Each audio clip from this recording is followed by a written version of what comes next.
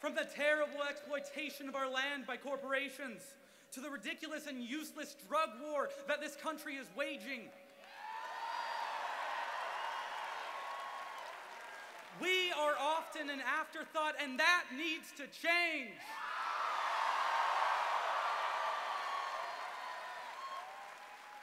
One day, my father joined the army after the invasion of Iraq. One moment. Soon, my home life started getting more and more hostile as time went on. After every tour of duty, my father served, and eventually I became homeless. I was homeless for most of my high school career, in fact. And if it wasn't for the kindness of my community and my dear friends, Jacob, Rain, and Seth, I would have never gotten through. Luckily, though, a kind and caring family took me in. And while being homeless was a terrible, terrible experience, I learned extensively from those experiences. I was able to see the disastrous effects of a lack of mental health care in this country. I was able to see the disastrous effects. I was able to see the disastrous effects of a lack of aid to the homeless in this country. And it taught me to be grateful for what I have. My experiences from these events are the reason why I support Senator Sanders, because he's been consistent on his values.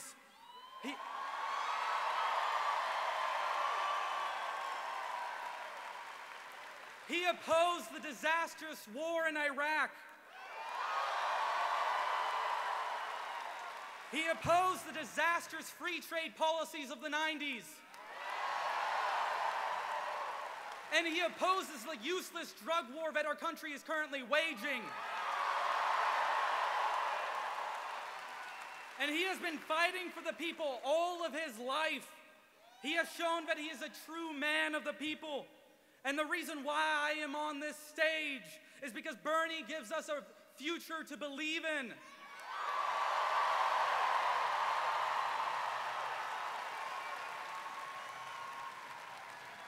And with that, I am honored to introduce the next President of the United States, Senator Bernie Sanders.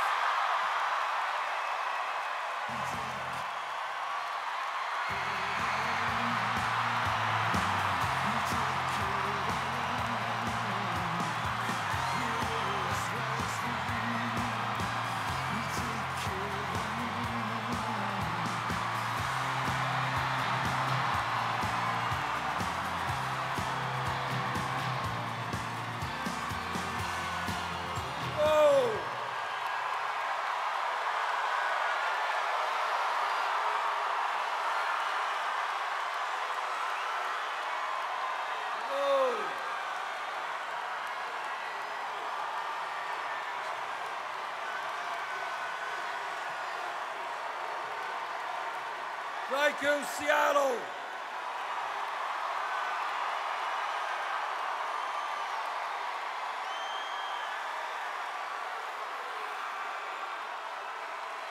Thank you.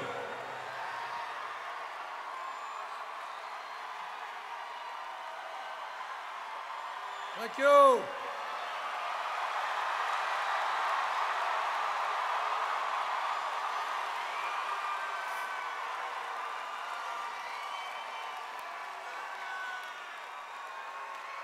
Thank you. Oh, wow.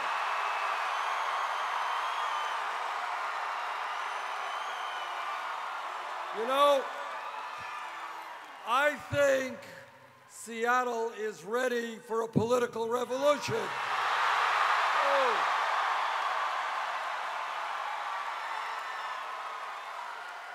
And you know, there are many thousands of people watching this outside who couldn't get in.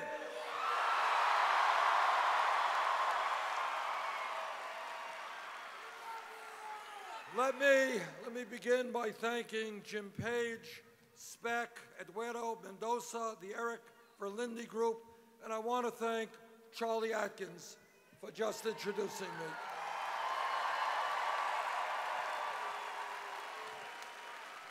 I want to start off in a way that I usually don't. I just want to we were flying here from Vancouver, and where we had a whole lot of people out there as well. And I was reading on the internet, listen to this is interesting, and this is what change is about. The state of Utah is one of the most conservative states in this country. They have not voted for a Democrat for president in 50 years. A poll just came out. Bernie Sanders is beating Donald Trump in Utah.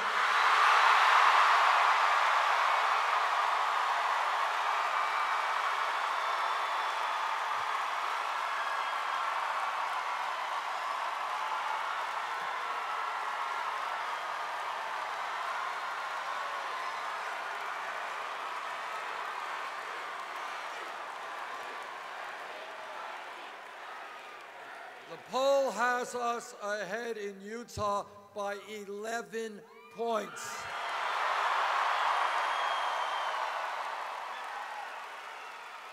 If we're ahead in Utah by 11 points, not going to be many states in this country that we can't win.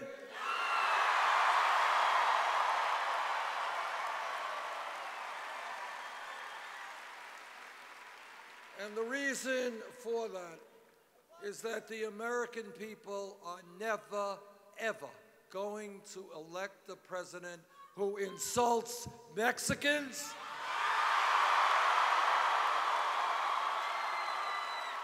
who insults Muslims, who insults women, who insults African Americans. Let's not forget that a few years ago, Trump was one of the leaders of the so-called birther movement, which was an attempt to delegitimize the presidency of Barack Obama. American people are not going to elect someone to be president who insults our veterans,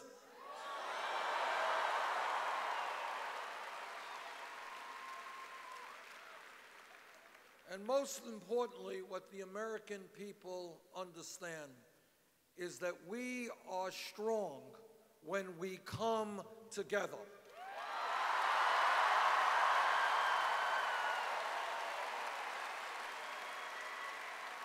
That when black and white and Latino and Asian American and Native American stand together,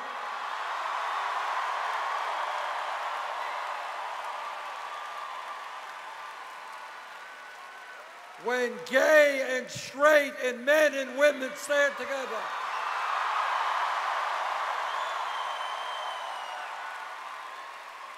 that will always trump divisiveness and tearing us apart.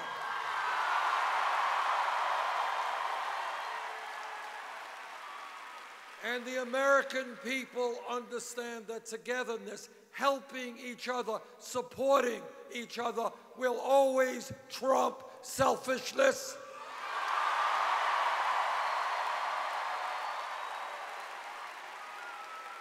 And perhaps most importantly, the American people know what every religion on earth, Christianity, Judaism, Islam, Buddhism, has taught us, and that is that love always trumps hatred.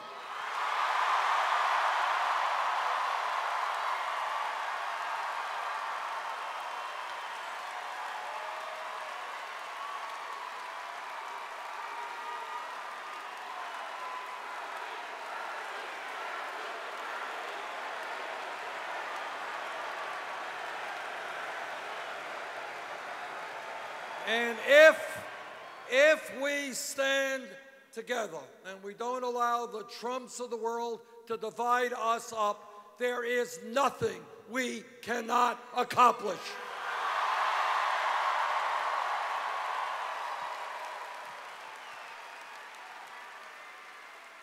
Now, this campaign has won in 9 states.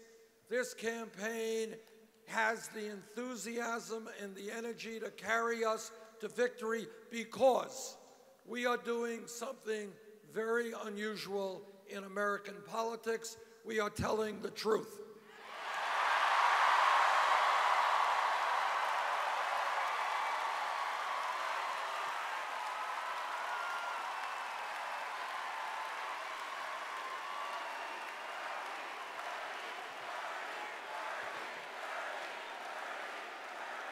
All of you know, whether it is in personal life or in political life, the truth is not always easy and it is not always pleasant.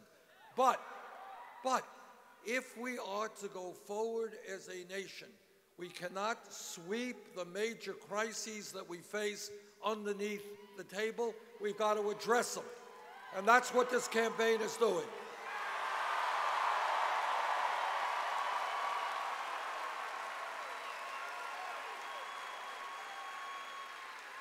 When we talk about the major crises, number one, every person in this beautiful arena believes passionately in democracy. One person, one vote.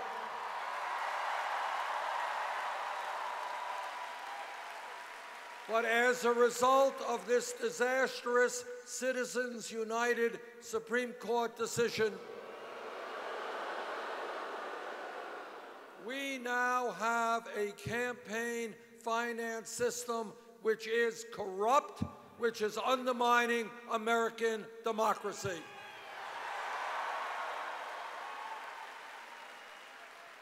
And here is promise number one. Together, we are going to overturn Citizens United.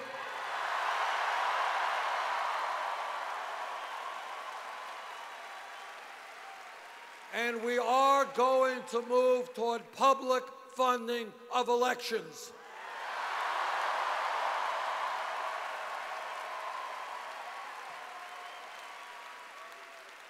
When the Koch brothers and a few of their billionaire friends are able to spend $900 million in a campaign season to elect candidates who represent the wealthy and the powerful, that is not democracy, that is oligarchy. We do not accept that.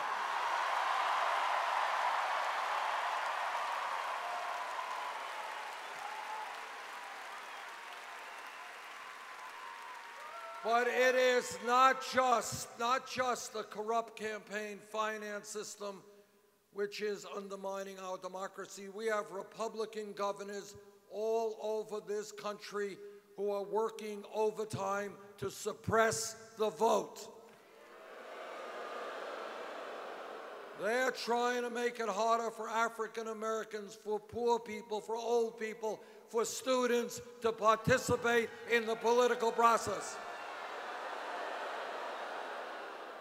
And I say to those governors, if you don't have the guts to run in a free and fair election, get another job, get out of politics.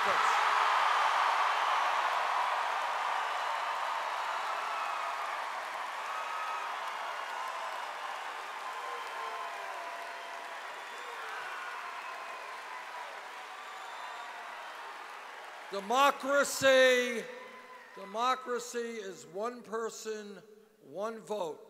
And a Sanders Department of Justice will challenge every one of these cowardly Republican governors.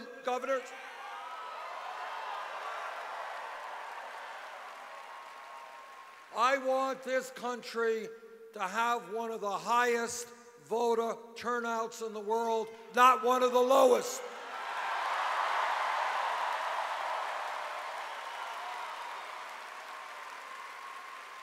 We're going to make it easier for people to vote, not harder.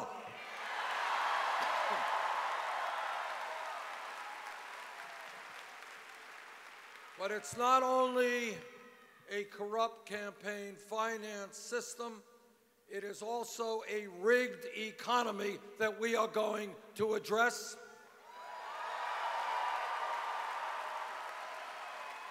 Let me tell you what a rigged economy is. A rigged economy is when the top 0.1% now owns almost as much wealth as the bottom 90%.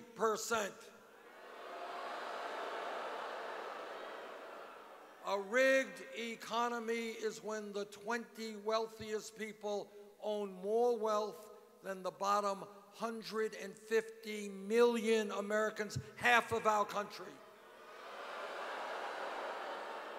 A rigged economy is when one family, the Walton family of Walmart, owns more wealth than the bottom 40% of our people.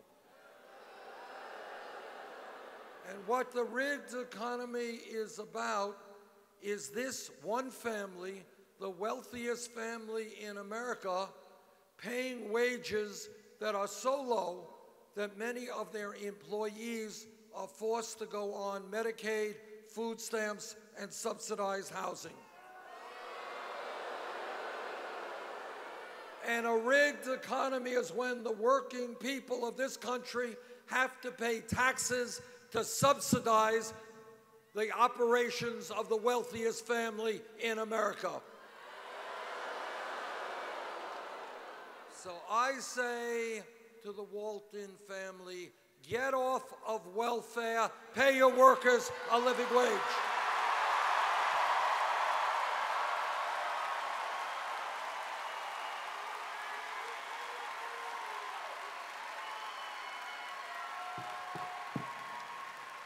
The middle class should not have to subsidize the richest family in America. But it's not just wealth and the grotesque distribution of wealth. It is what is happening every single day. In America today, you have millions of people working longer hours for lower wages. Do you know why people are angry? Because the male worker in the middle of the economy today, in real inflation dollars, is making $700 less than he would have made 43 years ago. And the woman worker is making $1,000 less than she made in 7 years ago.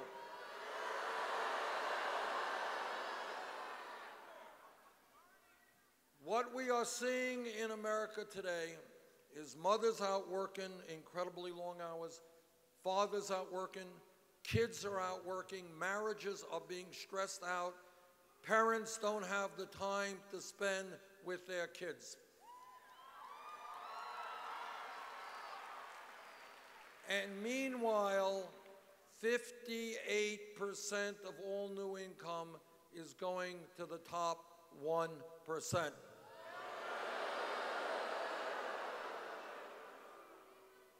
That is a rigged economy. We are going to change that. We are going to create an economy that works for all of us, not just the 1%.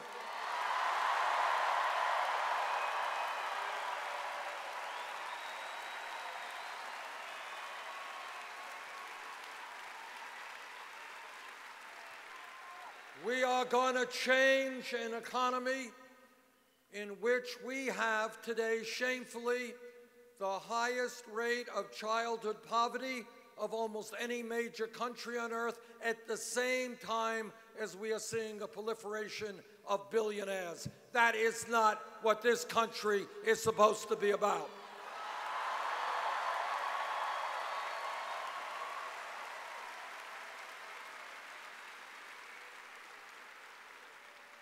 And not only are we going to deal with a corrupt campaign finance system and with a rigged economy, we are going to deal with a broken criminal justice system.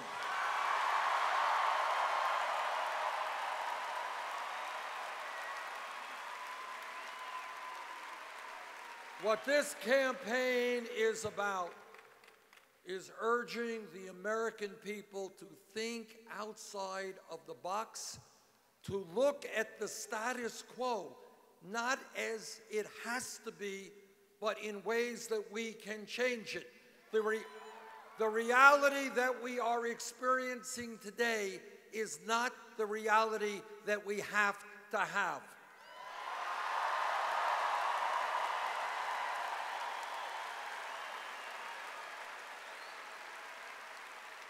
The options, the policy options that the corporate media give us are not the only options that we have.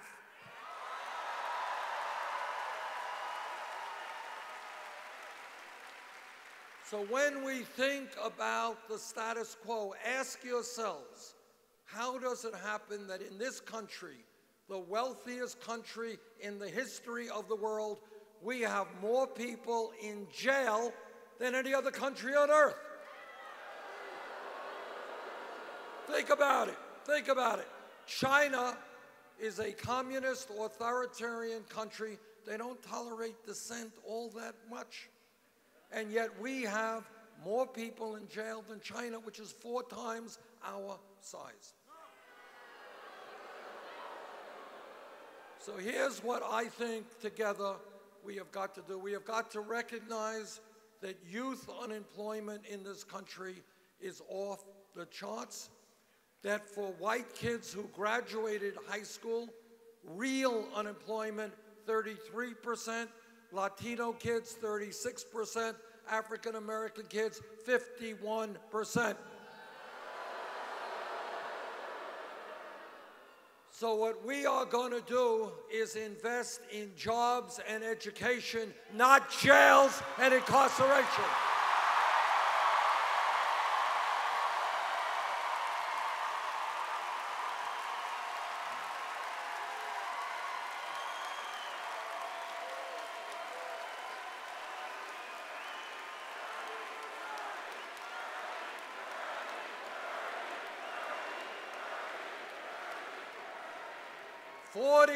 Forty years ago, we once had the best educated population in the world.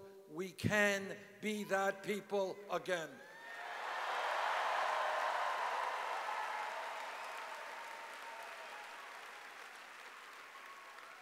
We don't have to have kids hanging out on street corners. They can be in school and in decent paying jobs.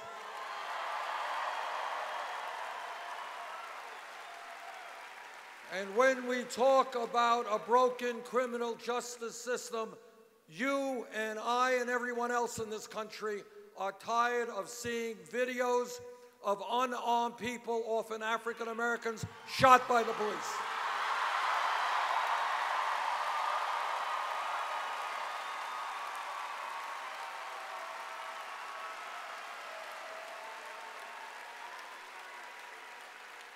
I am a former mayor. I have worked with police departments in my own state of Vermont, and I've worked with police all over this country. The vast majority of police officers are honest, hardworking, and they have a really hard job.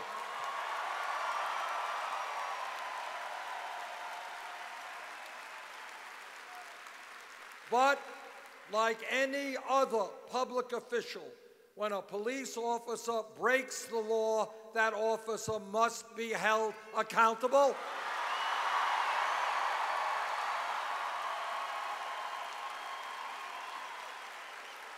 We have got to demilitarize our police departments.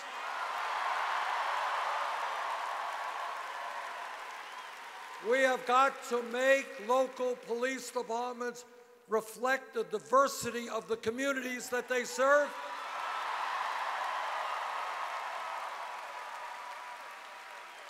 We have got to take a hard look at the failed war on drugs.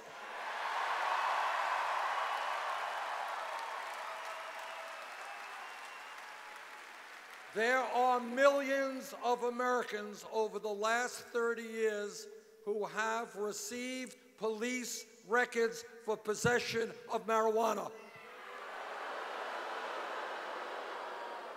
Right now, the Federal Controlled Substance Act has marijuana as a Schedule I drug alongside of heroin. Every person here knows that heroin is a killer drug. And while people may debate the pluses and minuses of marijuana, it ain't heroin, that's for sure.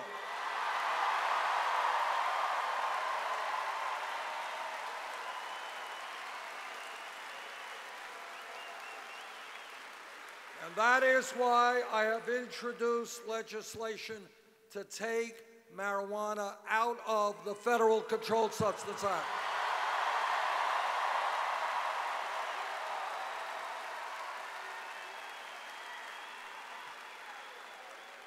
States, as you know, have the right to legalize marijuana. 4 states have done that.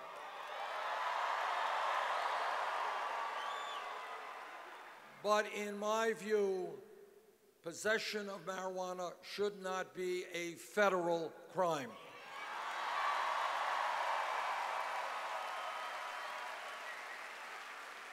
And when we talk about drugs, let me simply say that in my state of Vermont, neighboring New Hampshire, and states all over this country, we have a major crisis in drug addiction, in heroin addiction, in opiate addiction. People die every day from overdoses. In my view, we need to treat drug addiction as a health issue, not a criminal issue.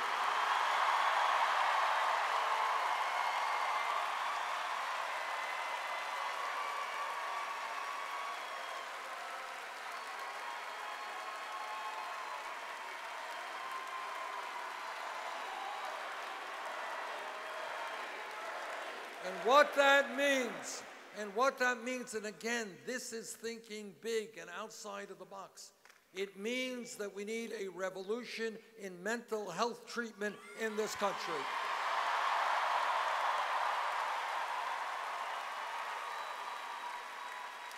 People should be able to get the treatment they need when they need it, not 6 months from now.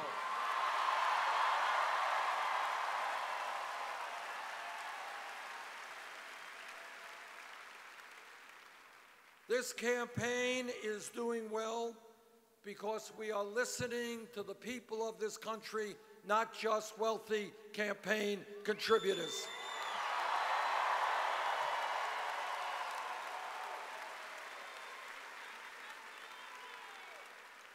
We are listening to workers all over this country who are telling us they cannot make it on $9 or $10 an hour. And that is why we have to do nationally what Seattle has already done.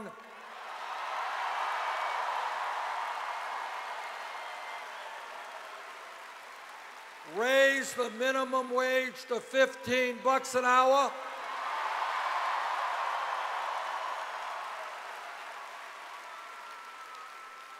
And Seattle, thank you very much for leading the country in that direction.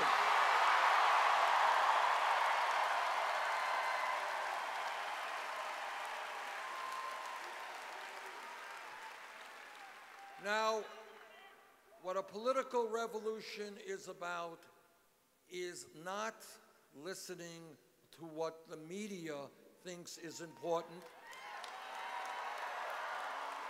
It is listening to what your own hearts and minds know to be important.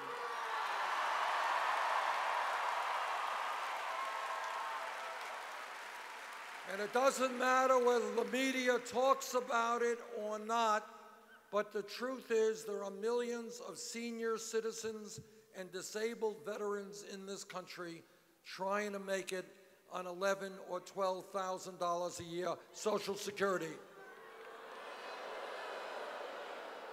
And you know what? Nobody can make it on $11,000 or $12,000 a year Social Security.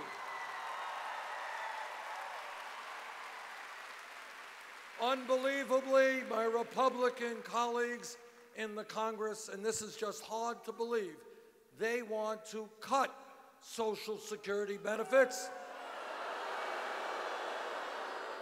Well, I've got some very bad news for them. We're not going to cut Social Security benefits. We're going to expand Social Security benefits.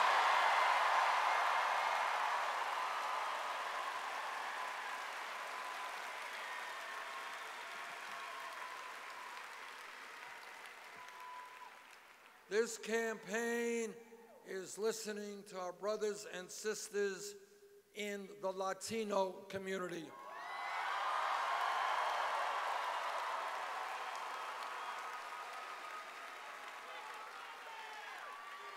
And what they are saying is there is 11 million undocumented people in this country. Many of them are living in the shadows. They're living in fear. They are being exploited every day. And what our Latino brothers and sisters are telling us is they need and want, and I agree with them, comprehensive immigration reform.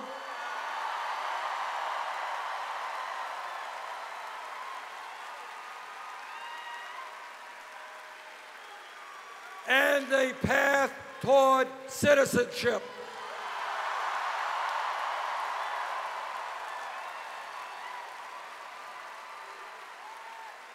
And we will not accept for one moment the bigotry and the xenophobia of people like Donald Trump who are using Mexicans as scapegoats.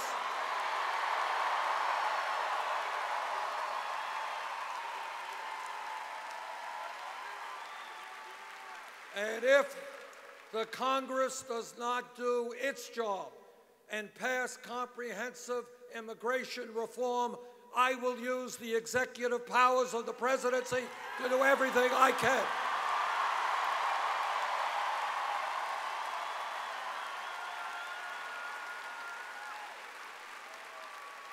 Our immigration policy has got to be uniting families, not dividing families.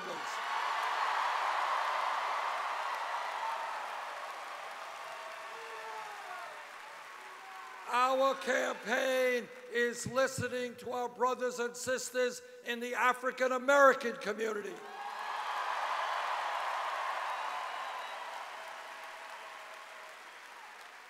And they are asking me, how does it happen that we can spend trillions of dollars on a disastrous war in Iraq but not invest in inner cities throughout this country?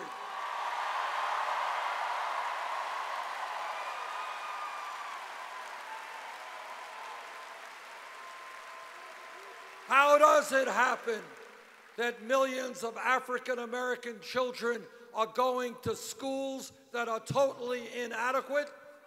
How does it happen that our jails are full of young African Americans? How does it happen that in this country we allow to occur situations like exist in Flint, Michigan, where children are being poisoned? Instead of giving tax breaks to billionaires, we're going to rebuild inner cities all over this country.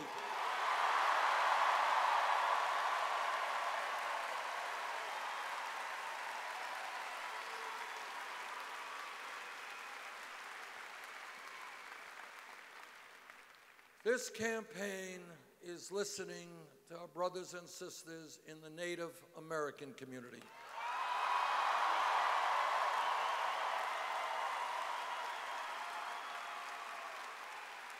And actually, just before I came up here, I had the privilege of meeting with some tribal leaders here from the state of Washington.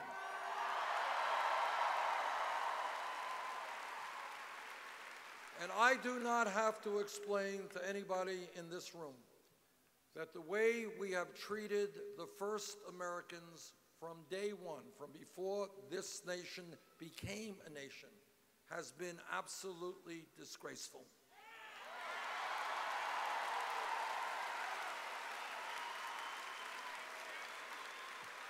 Native Americans have been lied to, they have been cheated, treaties negotiated have been broken.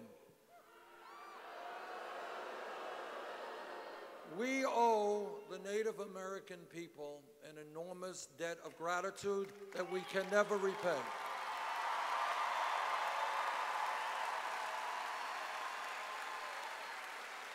We have learned an enormous amount from their culture, and perhaps more than any other people, they have taught us the need to respect our environment.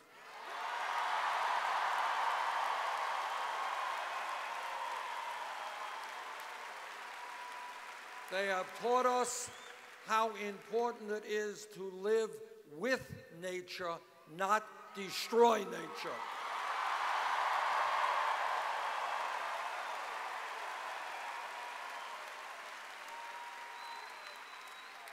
And if elected president, we will change the relationship of the United States government to the sovereign Native American tribes.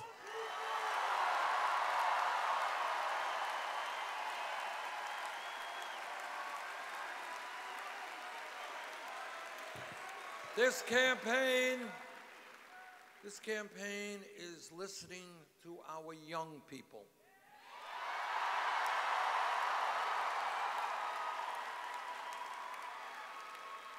And what our young people are saying, how does it happen that despite an explosion of technology and worker productivity, the youth generation today, if we do not change it, will be the first generation in modern history to have a lower standard of living than their parents? That's right. That is the American dream in reverse. Historically, what America has always been about is parents who did not have a lot of money, and that's my parents and millions of other families, worked hard for the dream that their kids would do better than them.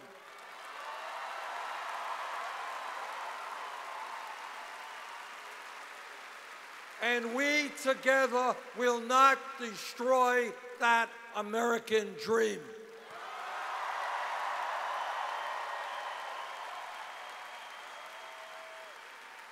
And young people are asking me, they say, Bernie, everybody told us how important it was for us to get the best education that we could, how important it was for our lives and for our country, where we are competing in a very competitive global economy. How does it happen that when we do what we were asked to do, we leave school $30,000, $50,000 in debt?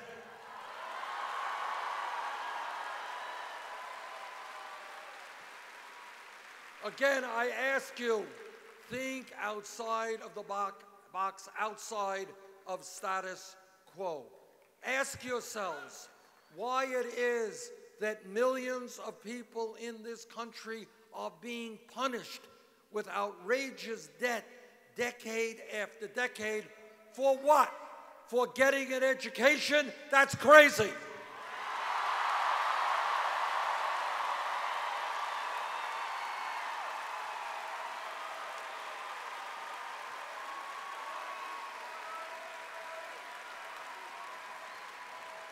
That is not only unfair to those millions of young people who will be saddled with that. I've talked to people paying 50% of their income back in student debt, paying debt off decade after decade.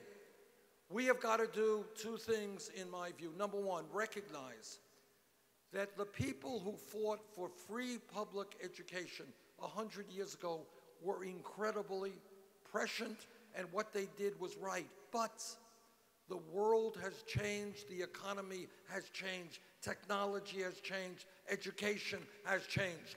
Today, in many respects, a college degree is the equivalent of what a high school degree was 50 years ago.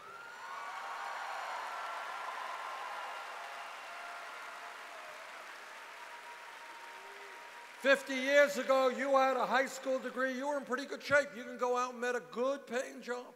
But that world has changed, and that is why I believe that when we talk about public education today, we must talk about tuition-free public colleges and universities.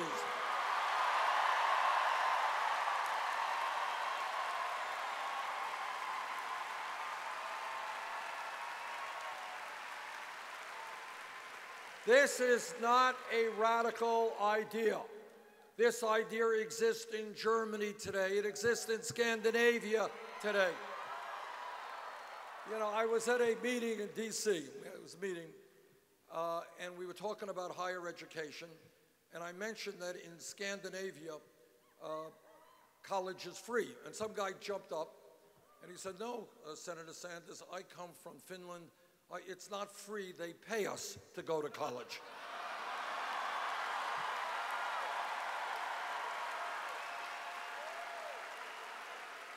So what we have got to recognize is our young people are the future of this country.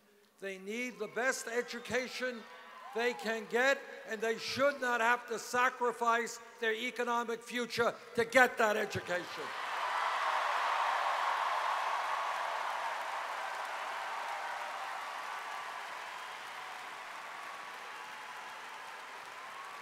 Second of all, right now, in America, millions of people are struggling with outrageously high levels of student debt today.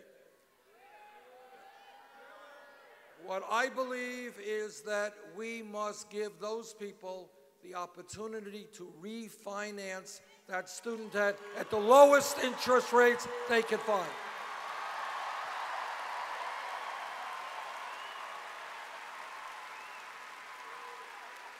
Now, here is thinking outside of the box, thinking about what is quote-unquote realistic, what quote-unquote we can do. All of you know back in 2008, as a result of the greed and recklessness and illegal behavior of Wall Street, this country was driven into the worst economic downturn since the Great Depression. And Wall Street, that had spent billions of dollars to get deregulated, came to Congress and they said, please, please bail us out. And against my vote, Congress did bail them out. Okay. Well, I happen to believe that today it is time to impose a tax on Wall Street speculation.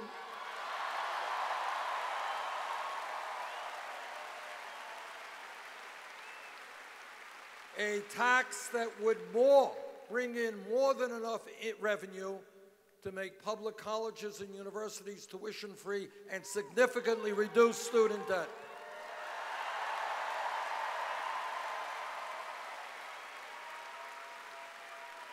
If Congress can bail out the crooks on Wall Street, now is the time for them to help the middle class of this country.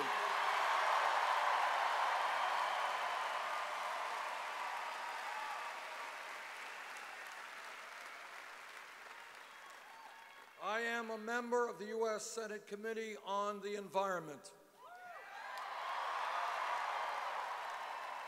I have talked to scientists all over the world. The debate is over. Climate change is real.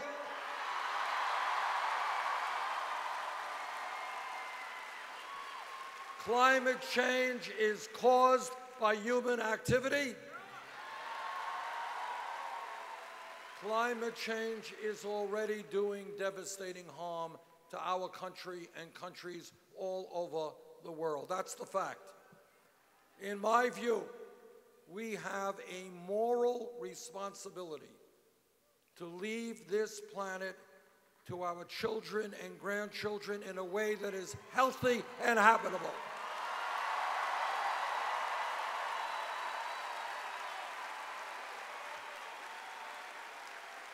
And that means That means that we have got to tell the fossil fuel industry that the future of this planet is more important than their short-term profits.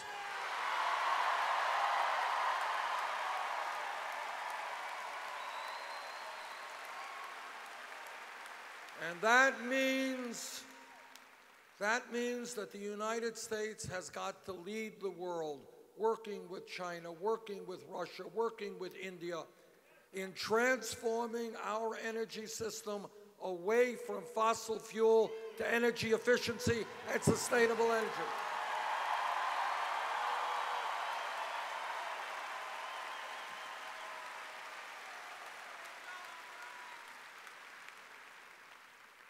And it is a rather amazing and pathetic thing that we have every Republican candidate for president, as you remember, there are quite a lot of them, every one of them refused to acknowledge what science is telling us. And that is scary stuff, because you cannot run a government or make policy decisions if you reject science. And let me tell you why Republicans refuse to acknowledge the reality and the danger of climate change. And that is that if they came before you, one of these candidates came before you and said, you know, climate change is real, we got to do something about it, on that day, they would lose their campaign funding from the Koch brothers and the fossil fuel industry.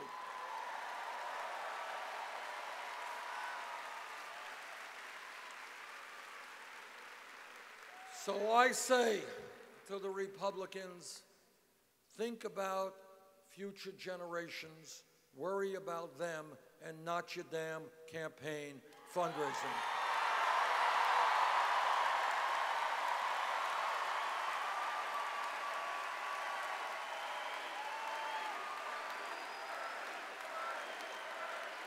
Now, while we're on the subject of Republicans, let me mention that Republicans go all over this country talking about family values. They just love families. But I want everybody here to know what they mean by family values. What they mean is no woman in this arena, in this state, in this country should have the right to control her own body. I disagree.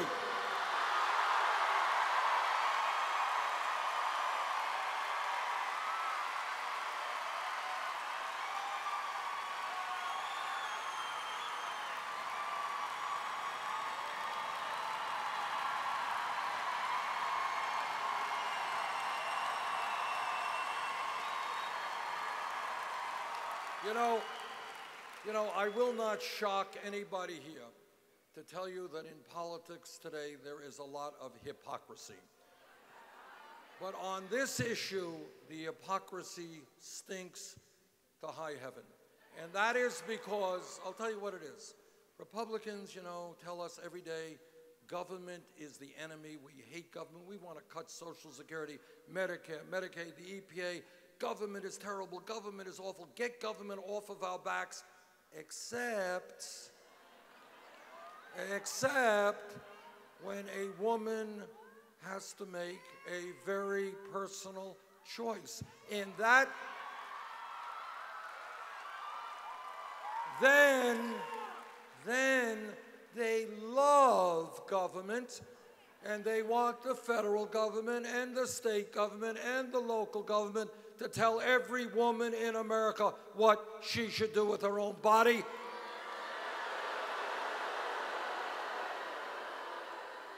And when Republicans talk about family values, what they mean is that our gay brothers and sisters should not have the right to be married. I disagree.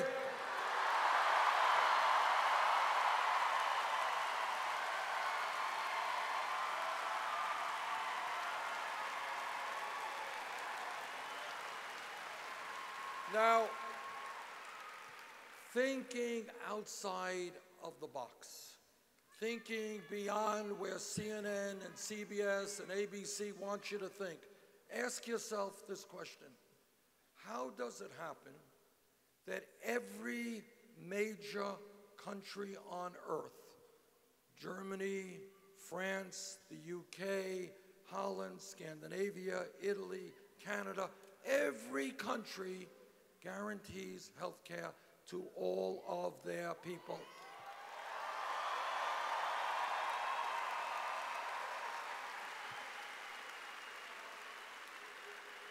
Now, I have been criticized for saying this, so I will say it again.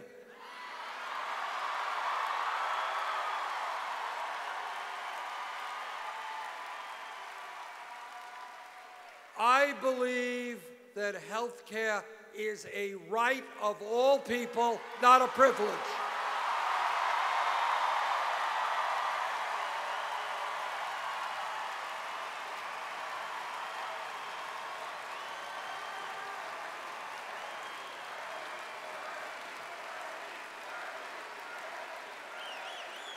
Now, I am on the committee that helped write the Affordable Care Act, and the ACA has done a lot of good things.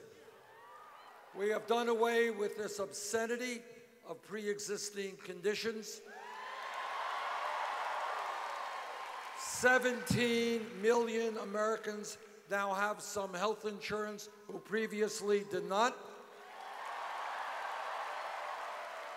We have ended discrimination against women who were paying higher premiums because they were women. But while we have made progress, it is clear to me, and I think most Americans, that much more needs to be done.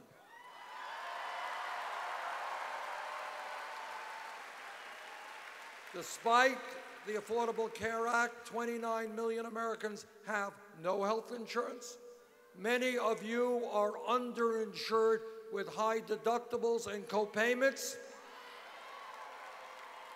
And the drug companies are ripping us off in an unconscionable way.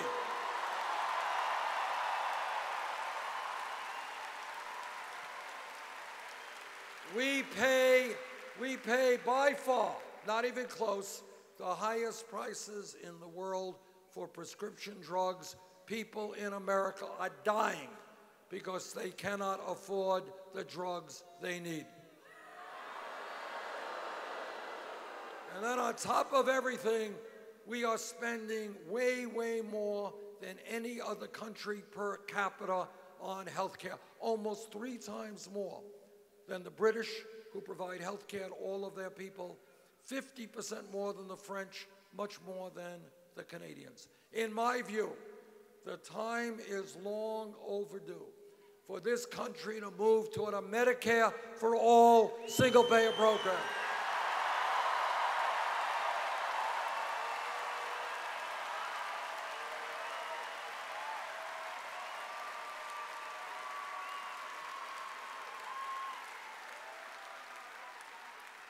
Now, everybody here understands one very important historical principle, and that is, in the history of our country, change has never taken place from the top on down. It is always from the bottom on up.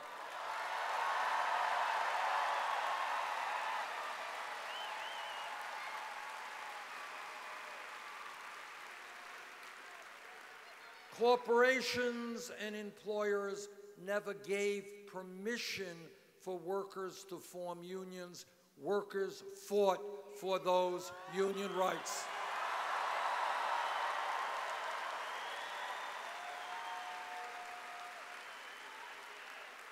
For a very long time, millions of African Americans and their white allies at the grassroots level stood and fought and were beaten and went to jail and sometimes died to say that in America, racism and bigotry and segregation are not acceptable.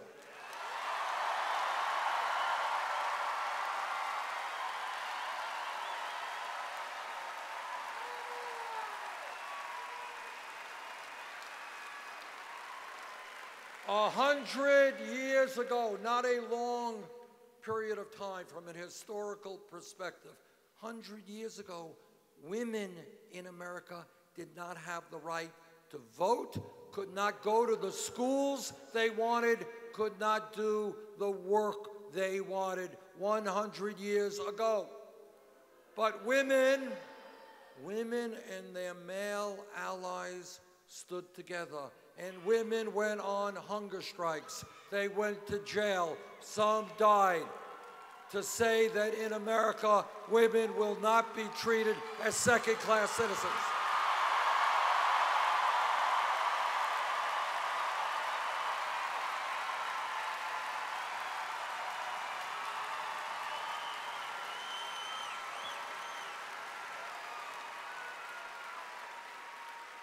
If we were in this arena all of 10 years ago, no time at all, and somebody jumped up and said, you know, I think that in the year 2015, gay marriage will be legal in every state in this country,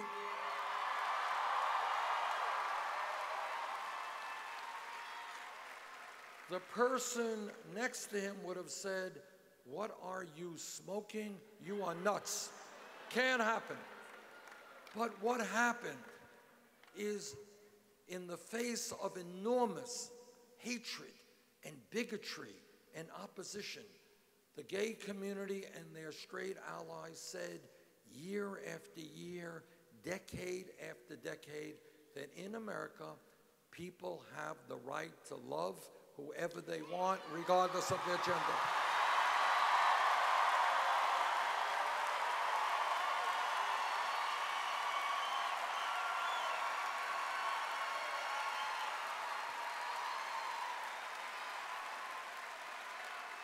And that is how change always takes place. It takes place when people look around them and say the status quo is not acceptable. Racism is not acceptable. Sexism is not acceptable. Homophobia is not acceptable.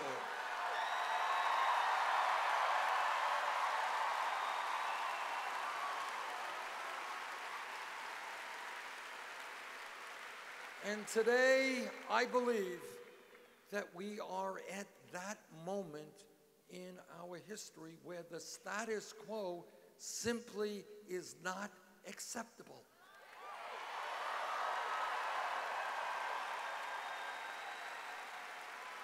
And if you go beyond the corporate media and their sense of reality, and you look around and you say, no, why should we have more income and wealth inequality than any other major country on earth?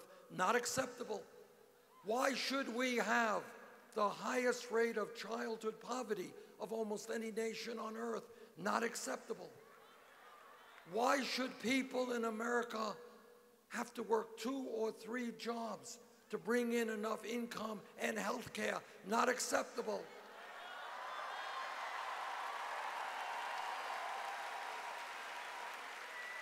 Why are billionaires able to buy elections? Not acceptable.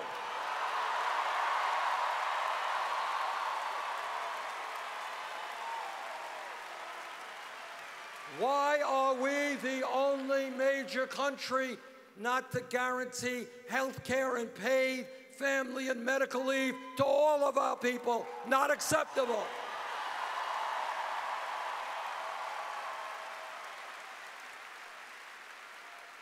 What this campaign is about is redefining who we are as a people.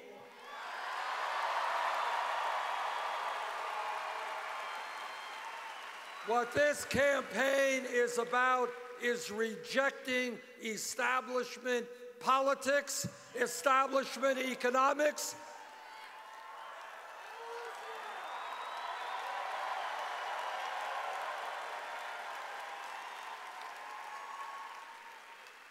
what this campaign is about is the understanding that if millions of people, many of whom have given up on the political process, working people who are disgusted with what goes on in Washington, young people who have never voted in their lives. If we come together and we do not allow the Trumps and others of the world to divide us up, if we demand that we have a government that represents all of us and not just a handful of wealthy campaign contributors,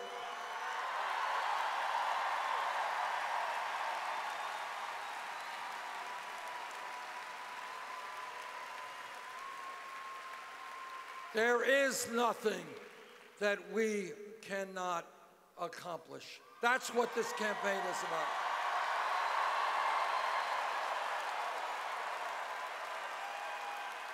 And that is what the political revolution is about.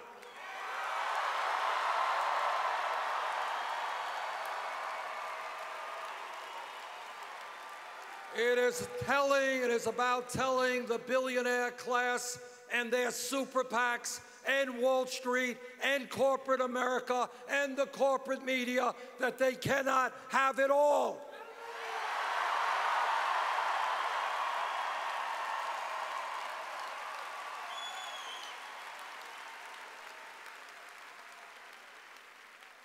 Next Saturday at 9 o'clock.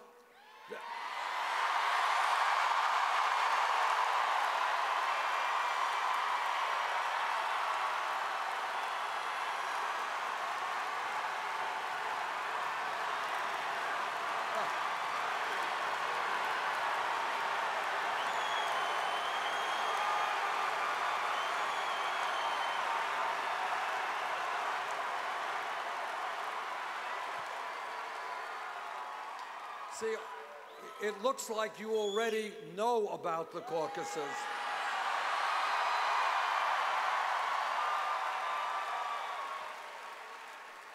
You know, the big money interests, quite truly, do not want people to participate in the political process. They understand that if few working people don't vote and young people don't vote, the big money interest will always win. Well, next Saturday, let's give them a miserable day.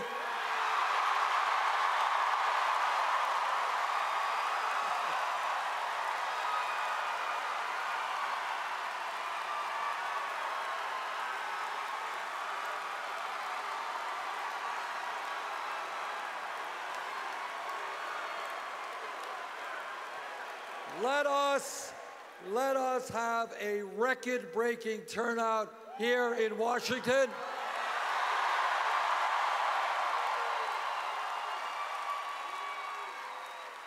And if we do, we're going to win, and Washington will help make the political revolution.